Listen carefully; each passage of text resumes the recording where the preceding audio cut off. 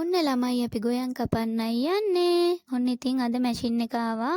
කුඹුරේ ගොයන් කපන්න. ඉතින් මේ පාර අපි අලුත් මැෂින් එකක්ම අරගෙන ආවා. කුඹුරේ ගොයන් කපන්න. ඉතින් ඔන්න ඔය විදිහට අපේ කුඹුරේ කපන්න තමයි පටන් ගන්න. ඉතින් මේ මැෂින් එක වැඩ කරපු ආදරණීය මහත්මයාවත් මතක් කරන්න ඕන. හරිම දක්ෂ කොල්ලෝ අපේ රටේ ඉන්නේ. ඉතින් මාර වටිනවා. ඉතින් හරි පිළිවෙලකට වැඩේ ඉක්මනින් කරා. ඔහුත් මගේ වීඩියෝ බලනවා කියලා කිව්වා. ඉතින් හරි ආදරෙන් ඔයගොල්ලන්ව මතක් කරනවා මේ වෙලාවේ. ඉතින් ඔන්න ඔය විදිහට තමයි අපි වැඩ පටන් ගත්තේ. ඉතින් ගොයන් කපනකොට මට සෑහෙන පිරිසක් උදව් කරා. ඉතින් ඒකටත් මේ වෙලාවේ ස්තුතිවන්ත වෙනවා. ඒ හැමෝම මගේ වීඩියෝ බලනවා කියලා කිව්වා. ඉතින් පේනවනේ ඔයාලට සමහරව දැකලා නැහැ මේ මැෂින් ගොඩක් අය. ඉතින් ඒගොල්ලන්ට බලන්න තමයි මම මේ වීඩියෝ එක දැම්මේ.